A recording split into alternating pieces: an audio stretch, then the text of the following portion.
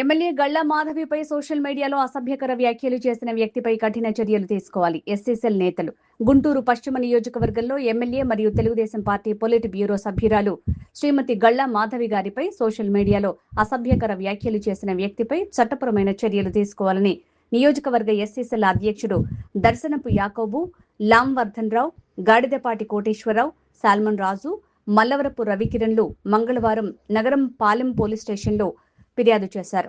అందరికీ నమస్కారం. ఈరోజు ఎస్సీసెల్ ఎస్సీలు కలిసి మా ఎమ్మెల్యే గళ్ల మాధవి గారిని సోషల్ మీడియాలో శ్రేయస్సు ఆశీస్ అనే వ్యక్తి అసభ్యకరంగా మాట్లాడినందుకు మేము ఎస్సీలందరం బాధపడుతూ మరి నగరంపాలెం సిఐ గారికి మా తరపు నుంచి ఒక రిపోర్ట్ రాసి ఇచ్చాము.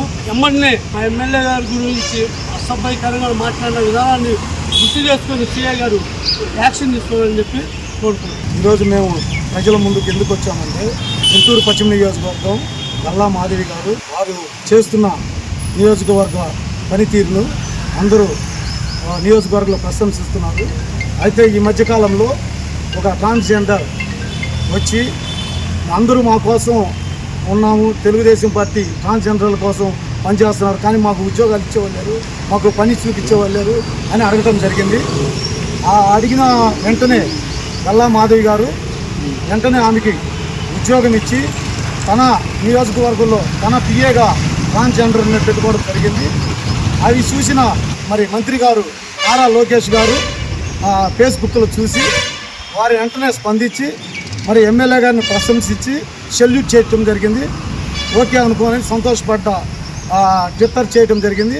అది చదివిన అవి చూసి మేము తెలుగుదేశం పార్టీ ఎస్సీలుగా పశ్చిమ నియోజకవర్గం నుండి మేము ఆనందపడ్డాము. వెంటనే ఈ ఫేస్బుక్లో మేము చూస్తుండగా ఒక కిషోర్ అనే వ్యక్తి అన్పార్లమెంట్తో అసభ్యకరంగా పెద్దాపురం ఎల్లని పదాలు వాడటం జరిగింది.